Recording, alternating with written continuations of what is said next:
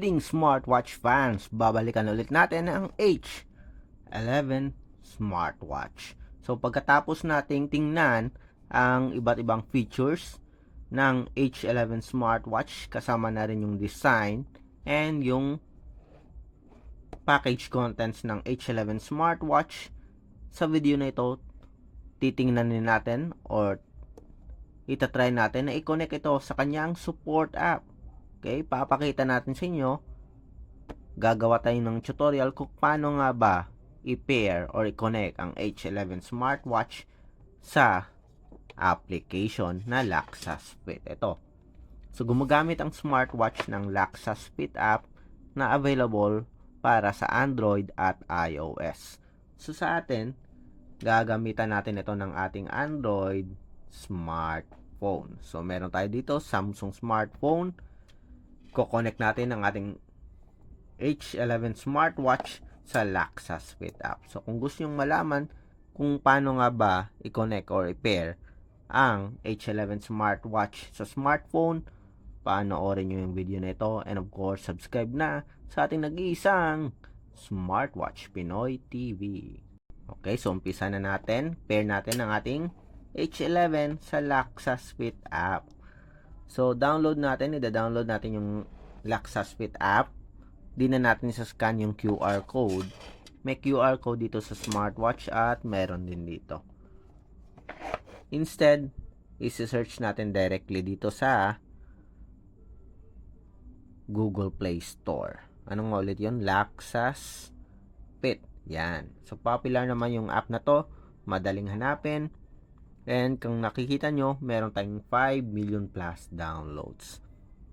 So, karamihan ngayon ng mga affordable na smartwatch, Chinese-made smartwatch, ay gumagamit ng Laxasfit app. So, try natin i-install.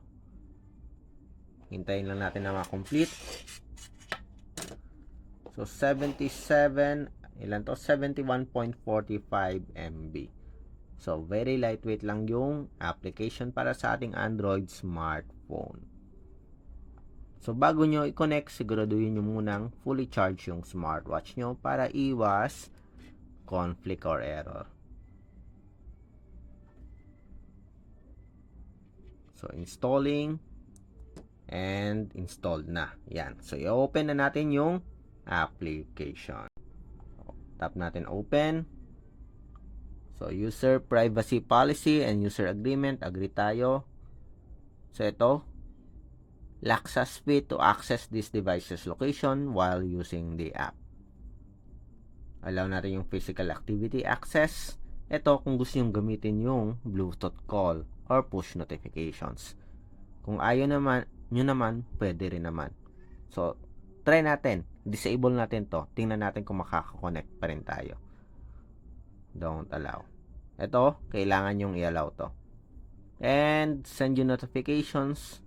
Disable natin. Kasama na rin to dahil ayaw natin gumamit ng Bluetooth call or push notifications. Tingnan natin kung makaka-connect tayo. Then, I have read and agreed. Select natin. Then, pwede kayong mag-register gamit yung Google account nyo or email. So, sample lang sa atin. Login tayo directly. Okay, just remember yung account number at password. Hintayin nyo lang. And okay, yan. Okay. So, lagay tayo ng nickname natin. Mang1. Then, okay. Set successfully. So, go to set. Pwede rin natin i-cancel kung ayaw yung makareceive ng notification. So, cancel natin. Tingnan lang natin kung makaka-connect tayo. Punta ka sa My para mag-pair ng smartwatch nyo. Then, tap on search device or add device. So, tingnan lang natin.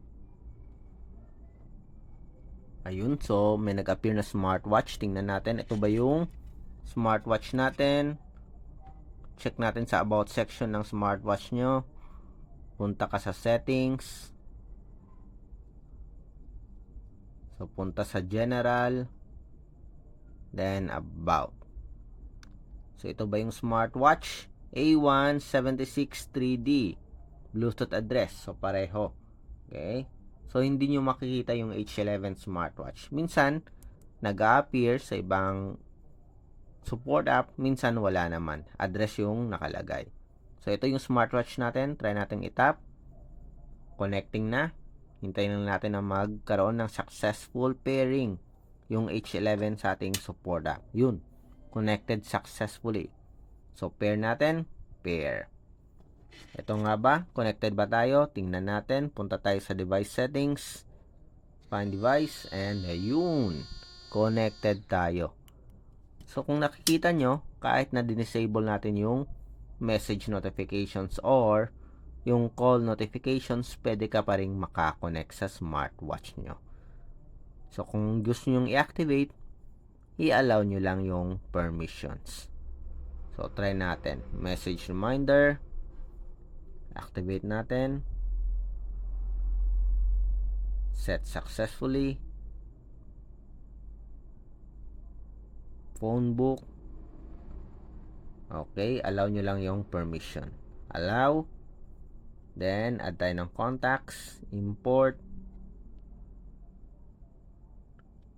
So, pinapakita ko sa inyo, kahit i-disable nyo, kung gusto nyo gamitin ulit, so, pwede nyong i-activate. Synchronizing contacts. Ayun na. Okay, so, loaded na sa ating smartwatch. So, tingnan natin. Phone book. Ito ba yung phone book natin? Ayun. Kaloy. So, added na yung phone number sa ating smartwatch. So, device settings. Alarm. Sa call reminder, tingnan natin. Turn on call reminder. Allow nyo lang yung permission. Yan. So, pwede nyo kaagad or pwede nyong balikan at i-activate ulit yung notification. Yan. So, walang problema. Pwede nyong gawin ulit. Kahit na disable nyo sa pag-install nyo ng smartwatch. So, permissions. So, tingnan natin. Allow. Notifications. Then, phone. Yan. Activated lahat. So, check lang lahat ng permissions. Tingnan nyo kung okay ba o hindi. Okay, so ganun lang kadali. So, next, try naman natin yung pag-add or pag-download ng watch face para sa ating H11 smartwatch. So, sa watch face naman, punta ka lang sa dial. Then, punta ka lang sa dial mall. And download ka lang ng sample watch face. For example, ito yung gusto nating i-download. Tap nyo lang. Then, redeem now. So, use immediately. So, automatic yan. Magda-download sa smartwatch nyo. Yan. Nasa download muna yung smartwatch nyo at makita nyo yung watch face if successfully loaded yung dial sa smartwatch nyo.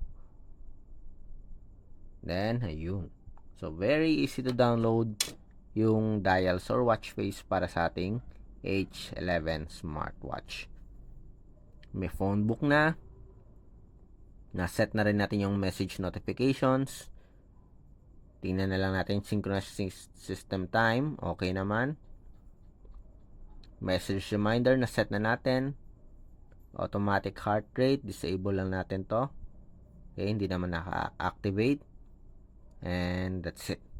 So, ganun lang kadali para mag-connect or mag-set up ng H11 smartwatch nyo sa inyong Android smartphone. So, kung nahihirapan kayo, kung may katanungan kayo about sa pag-set up ng H11 smartwatch sa Android smartphone, drop lang ng comment sa baba. And of course, support our channel.